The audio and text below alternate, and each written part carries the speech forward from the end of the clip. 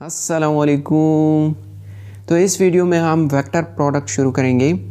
इस वीडियो में dot product होगा और इसके बाद डॉट प्रोडक्ट के एमसीक्यूज़ और उसके बाद फिर वेक्टर प्रोडक्ट। इससे पहले एडिशन ऑफ वेक्टर्स और इंट्रोडक्शन, पीछे जो भी टॉपिक्स हैं वेक्टर्स के वो हो चुके हैं। सो चलिए शुरू करते हैं। डॉट प्रोडक्ट या स्केलर प्रोडक्ट ऑफ वेक्टर्स।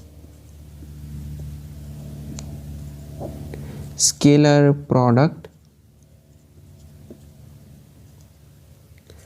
या इसको डॉट प्रोडक्ट भी कहते हैं।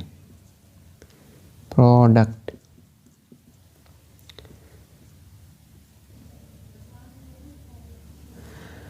अब पहले तो जो प्रोडक्ट है वेक्टर्स का, product of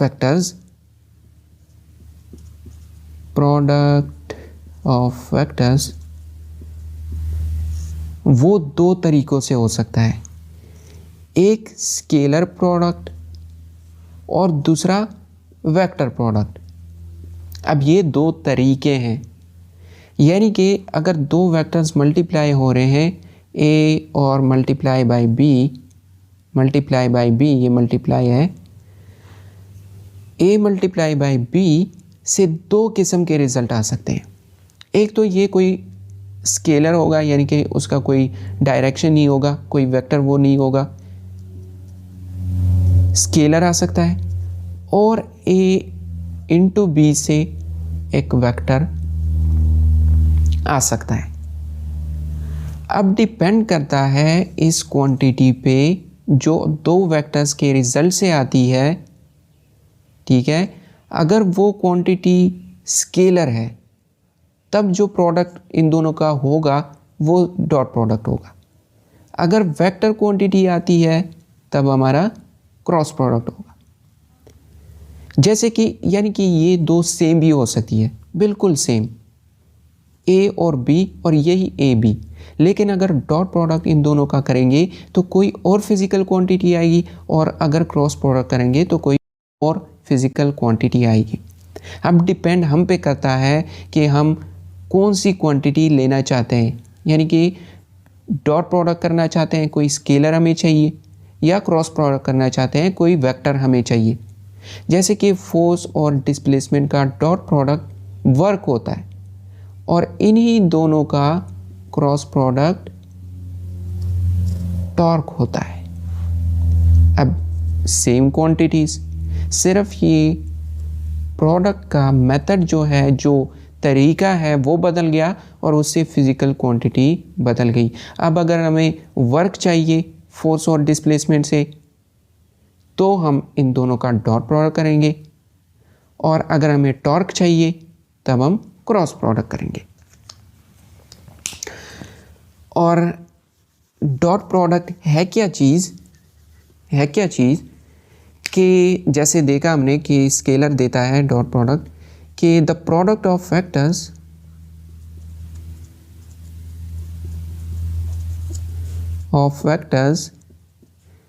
which gives us a scalar quantity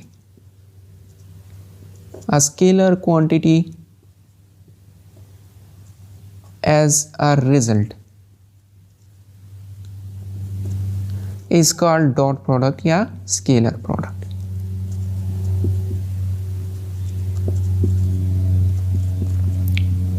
ठीक है, तो यही डॉट प्रोडक्ट है कि अगर हमें स्केलर मिले तो डॉट प्रोडक्ट कहलाएगा, स्केलर प्रोडक्ट कहलाएगा, और अगर वेक्टर मिले तो वो क्रॉस प्रोडक्ट, वो तो बाद में देखेंगे। अब अगर हमारे पास दो वेक्टर्स हैं, एक है ए वेक्टर और दूसरा है बी वेक्टर, इनके दरमियान कोई एंगल है थीटा, ठीक है, और इन दोनों का डॉट प्रोडक्ट हमने करना है, तो डॉट प्रोडक्ट को लिखेंगे ए डॉट बी से। डॉट प्रोडक्ट को रिप्रेजेंट किया जाता है एक सेंटर डॉट, यहाँ पे नहीं, ऊपर दरमियान में एक डॉट लगा के इसको रिप्रेजेंट किया जाता है, इसी वजह से इसको डॉट प्रोडक्ट भी कहते हैं। अब ये सिंपली रिप्रेजेंटेशन है, ठीक है। यहाँ पे एक जुमला लिखो ज़रा कि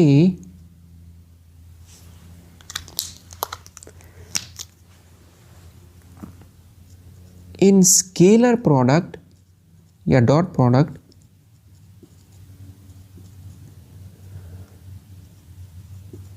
only the magnitudes of those vectors are multiplied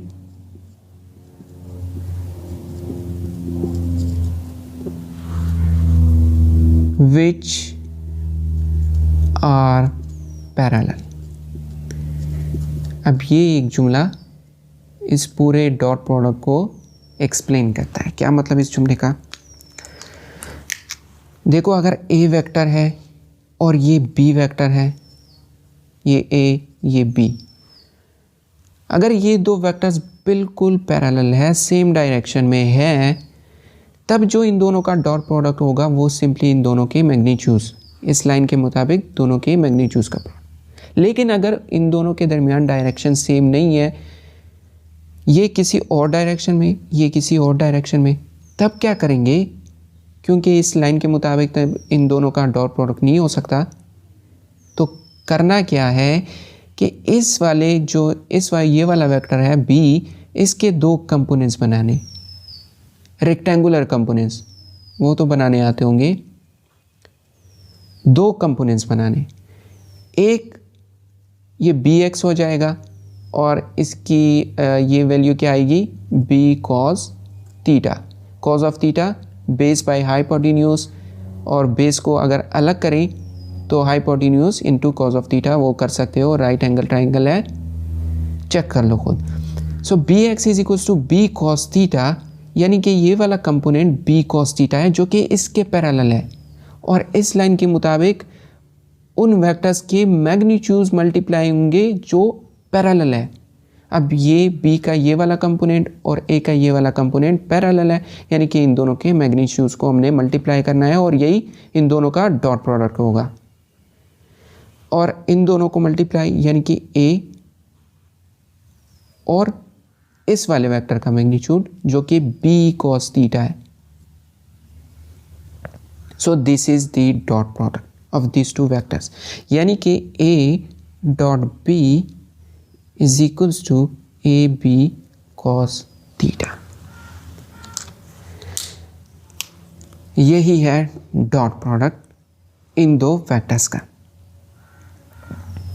अब यहाँ पे ठीक है, हमने इस वाले वेक्टर का यहाँ पे कंपोनेंट लिया इस वेक्टर के ऊपर, लेकिन क्या हम ऐसे कर सकते हैं कि ये वाला वेक्टर लें और इसका यहाँ पे कोई रेक्टेंगुलर कंपोनेंट जो इस वाले के पैरेलल हो वो ले?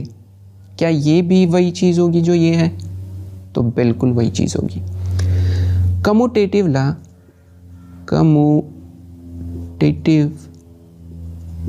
लॉ को ओबे करता है डॉट प्रोडक्ट।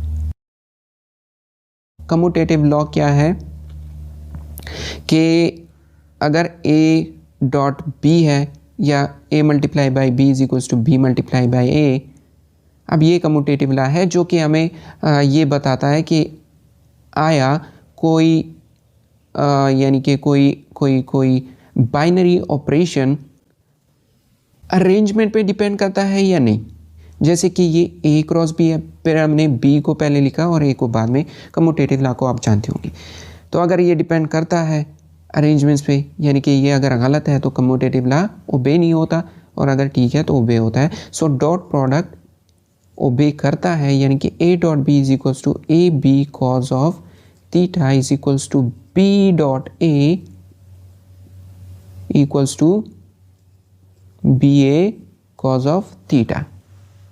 ये चारों एक ही चीज़ है, इससे एक ही वैल्यू आएगी, एक ही स्केलर आएगा जो कि इन दो वेक्टर्स का डॉट प्रोडक्ट होगा, यानी कि रिजल्ट होगा डॉट प्रोडक्ट का। ठीक है, अब इसी चीज़ को हम एक एग्जाम्पल से समझते हैं।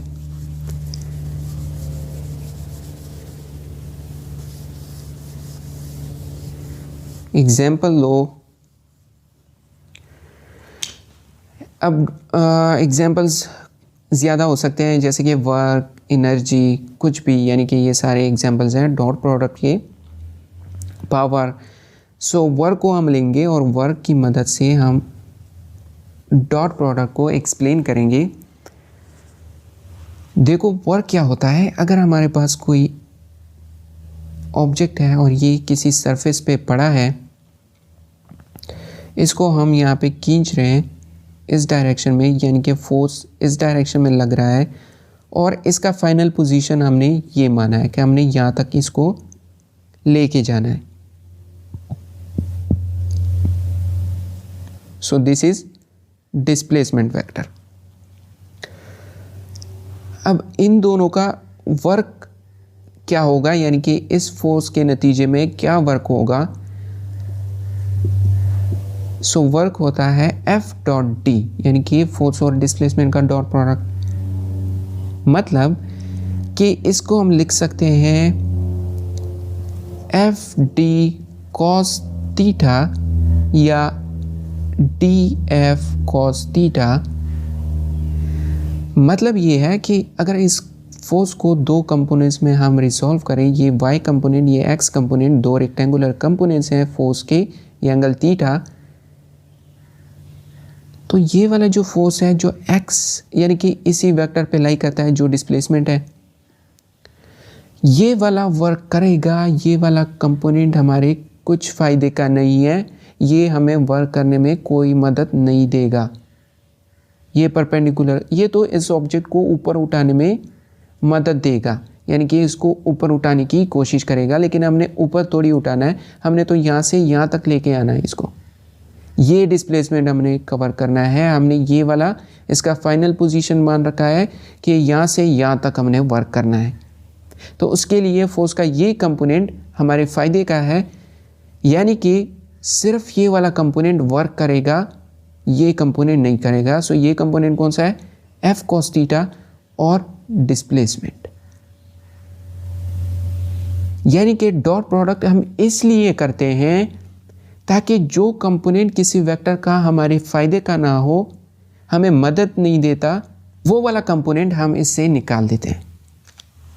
वो कंपोनेंट हम इससे निकाल देते हैं। यहाँ पे हमने F sine theta, F Y का जो कंपोनेंट है ये हमने इससे निकाल दिया, क्योंकि ये कोई वर्क करता ही नहीं है। हाँ, अगर ये ग्रेविटी के अगेंस्ट हम वर्क करना चाहते हैं, यानी कि हमने इस ऑब्जेक्ट का फाइनल पोजीशन ये मान रखा है कि हमने इसको यहाँ तक लेके जाना है, अगेंस्ट ग्रेविटी हमने वर्क करना है, तब तो जो एफ साइन थीटा है वो हमारे फ़ायदे का कंपोनेंट होगा, तब ये वाला कंपोनेंट फ़ायदे का नहीं होगा, क्योंकि डिस्प्लेसमेंट हमारा अब ये होगा, डिस्प्लेसमेंट वेक्टर। ठीक है। सो यही है डॉट प्रोडक्ट, कि ये हमें उस चीज़ को, यानी कि दो वेक्टर्स के प्रोडक्ट से उस चीज़ को निकाल देता है जो उस स्केलर को फाइंड करने में कोई मदद नहीं देता, यानी कि उस स्केलर में उसका कोई रोल नहीं होता। ठीक है। अब अगर ये फोर्स है और ये डिस्प्लेसमेंट है और इनके दरमियान एंगल थीटा, अब कैसे हम डॉट प्रोडक्ट फाइंड करेंगे।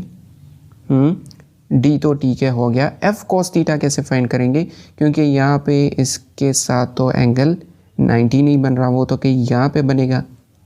तो अगर एक वेक्टर छोटा हो, यानी कि हमने जो इसका सिर्फ कॉस थीटा लेना है, वो चाहे इस लाइन पे जहाँ पे भी लाई करता हो।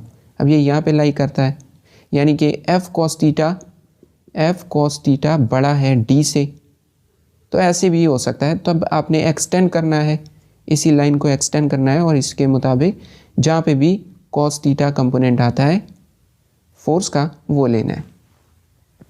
और अगर फोर्स और डिस्प्लेसमेंट के दरमियान, ये डिस्प्लेसमेंट है, ये फोर्स है, इनके दरमियान एंगल ये हो,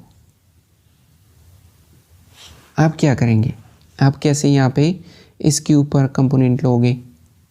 तो ऐसी सूरत में भी इसको इस डायरेक्शन में एक्सटेंड करना है, यहाँ पे ये वाला कंपोनेंट लेना है, ये कंपोनेंट लेना है, ये क्या हो जाएगा एफ कॉस थीटा, ये डी है, और यहाँ पे जो एंगल है वो क्या हुआ 90 से बड़ा, यानी कि जो कॉस आएगा एफ डी कॉस थीटा, यहाँ से कॉस की जो वैल्यू आएगी वो नेगेटिव आएगी, मतलब हमारा वर्क क्या आएगा, वर्क नेगेटिव होगा। अब नेगेटिव वर्क का क्या मतलब, नेगेटिव वर्क का ये मतलब है कि जिस डायरेक्शन में डिस्प्लेसमेंट है, यानी कि जो फाइनल पोजीशन हमने कंसीडर किया था इस ऑब्जेक्ट का कि हम यहाँ तक लेके आएंगे, उसके अगेंस्ट हम यहाँ पे फोर्स लगा रहे हैं, उल्टी डायरेक्शन में हम इसको लेके जा रहे हैं, तो वर्क नेगेटिव होगा। ठीक है, यानी कि हम अपोजिट डायरेक्शन में जा रहे हैं, डिस्प्लेसमेंट अपोजिट डायरेक्शन में कवर कर रहे हैं, तो नेगेटिव होगा। यहाँ पे इस वाले कंपोनेंट को नेगेटिव नहीं लेना कि ये इसके अपोजिट है तो इसको नेगेटिव ले लेते हैं, नहीं, इसको नेगेटिव नहीं लेना। ठीक है, वो कॉस थीटा से वैसे भी नेगेटिव आ जाता है, यानी कि एंगल अगर 90 से बड़ा हो तो कॉस थीटा नेगेटिव आता है, तो वो वर्क को ऑलरेडी नेगेटिव बना देता है। और अगर आपने इसको नेगेटिव लेना है, यानी कि माइनस एफ कॉस थीटा, क्योंकि ये डिस्प्लेसमेंट के अपोजिट डायरेक्शन में है ना, तो तब ये थीटा क्या होगा, थीटा ये वाला एंगल। ठीक है, थीटा ये वाला एंगल। अगर आप इसको पॉजिटिव लेना चाहते हैं तो एफ कॉस 180 माइनस थीटा, अब थीटा आपने ये वाला लेना है। अगर थीटा ये ले रहे हो तब आपने इस वाले कंपोनेंट को नेगेटिव नहीं करना, लेकिन अगर थीटा आप इसको कह रहे हो, सॉरी, अगर आप थीटा इसको कह रहे हो तब आपने इसको नेगेटिव नहीं लेना। अगर थीटा इसको ले रहे हो तब आपने इसको नेगेटिव लेना है, क्योंकि कॉज ऑफ थीटा फिर पॉजिटिव आएगा और इसको हमने नेगेटिव करना पड़ेगा ताकि वर्क हमारे पास नेगेटिव आ जाए। तो इसी तरह से चंद और स्पेशल केसेस देख लेते हैं एंगल्स की।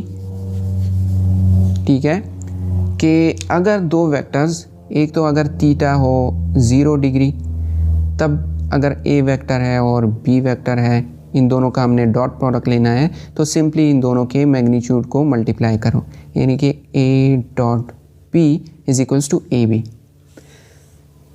अगर थीटा 90 डिग्री है तो 90 में हमने देखा कि कोई वर्क नहीं होता, यानी कि एक डॉट प्रोडक्ट क्या होगा 0।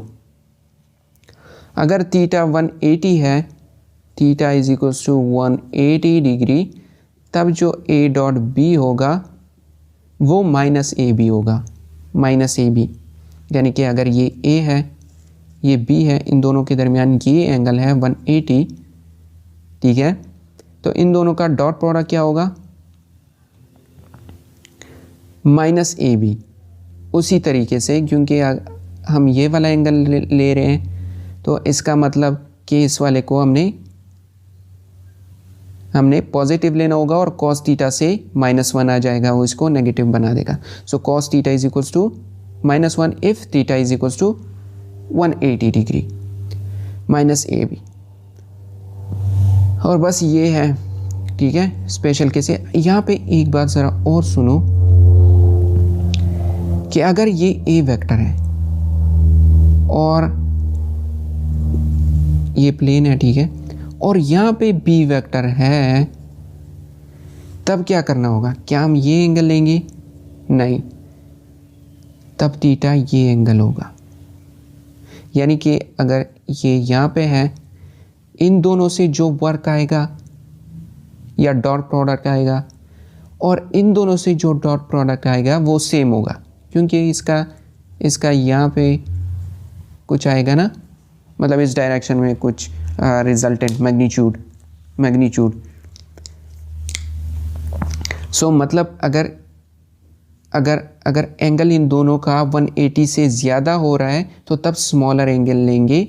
सो यहाँ पे एक जुमला लिखो कि थीटा इज़ या angle is the smaller of the angle between A and B, A B के दरमियान जो छोटा एंगल होगा उसको थीटा लेना है, उसी को ही एंगल लेना है।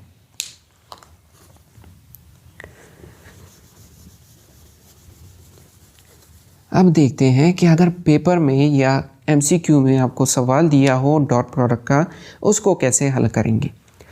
सो पहला तो है कि अगर आपको ए वेक्टर का मैग्नीट्यूड दिया है, बी वेक्टर का मैग्नीट्यूड दिया है और एंगल दिया है, ठीक है, ये तीनों गिवन है, तब आपने सिंपली डॉट प्रोडक्ट का ये फार्मूला यूज़ करना है, यानी कि ए डॉट बी अगर फाइंड करना हो तो ए बी कॉस थीटा, ये तो सिंपल है। लेकिन अगर ए कंपोनेंट्स में दिया है, यानी कि 2i cap plus 3j cap plus 4k cap, और बी दिया है 4i cap plus 3j cap plus 2k cap, तब डॉट प्रोडक्ट कैसे करेंगे। तो ऐसी सूरत में एक आसान तरीका देखो, ठीक है, ये एमसीक्यू में ज़्यादा इम्पोर्टेंट है, ज़्यादातर आता है इस तरह का कि कंपोनेंट्स दिए होते हैं और आपसे डॉट प्रोडक्ट पूछते हैं, तब आपने करस्पॉन्डिंग कंपोनेंट्स की जो भी यहाँ पे होंगे, कंपोनेंट्स जो भी होंगे करस्पॉन्डिंग, उनको मल्टीप्लाई करना है, यानी कि 4 to 8, और तमाम को ऐड करना है, 3 3 9 4 to 8, और इससे क्या रिज़ल्ट आता है 18 और 27। So this is simply our result. Dot product अगर यानी कि मैग्नीट्यूड्स दिए हैं तब ये वाला फार्मूला यूज़ करना है, अगर वेक्टर्स की कंपोनेंट्स की सूरत में दिए हैं वेक्टर्स को, तब आपने ये फार्मूला यूज़ करना है, इसी के मुताबिक करना है, ठीक है। और एक अक्सर एमसीक्यू में ये चीज़ आती है कि जो स्पेस है, यानी कि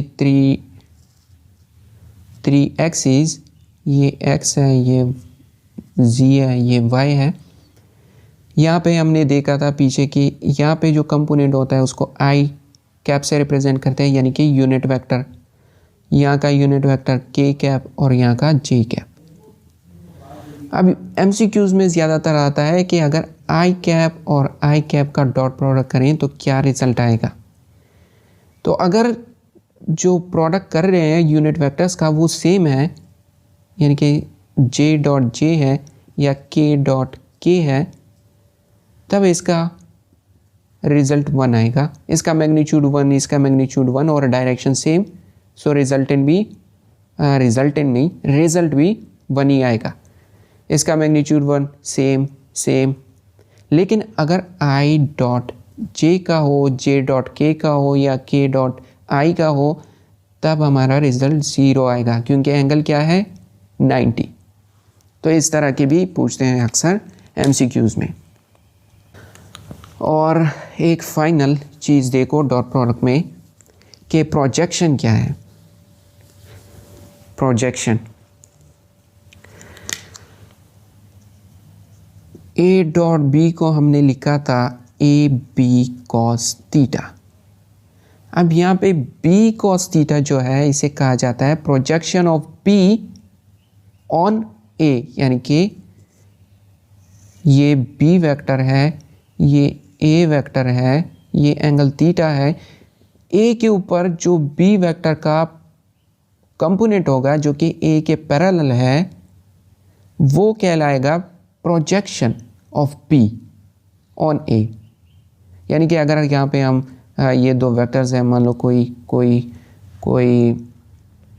2 एरोज़ हैं, ठीक है, और यहाँ पे हम एक लाइट टॉर्च से लाइट इस पे गिराएं, तो यहाँ पे b का कुछ शैडो बनेगा, प्रोजेक्शन, और यही b cos थीटा के बराबर भी है, तो b cos थीटा को कहेंगे projection of b on a। अक्सर अब ये बताया मैंने क्यों, अक्सर एमसीक्यू में या ऐसे सवाल आ जाते हैं कि फाइंड प्रोजेक्शन के फाइंड, यानी कि ए बी वेक्टर्स दिए होंगे, ए वेक्टर दिया होगा, बी दिया होगा, फाइंड या मैग्नीट्यूड्स थीटा वगैरह सब कुछ दिया होगा, find projection of B on A आपसे पूछा होगा इस तरह से, या projection of A on B. तो अगर projection of B on A है तो इसका मतलब बी कॉस थीटा, ये चीज़ हमने फाइंड करनी है। और ये क्या होता है, ए डॉट बी ओवर ए का मैग्नीट्यूड, इसी इक्वेशन से।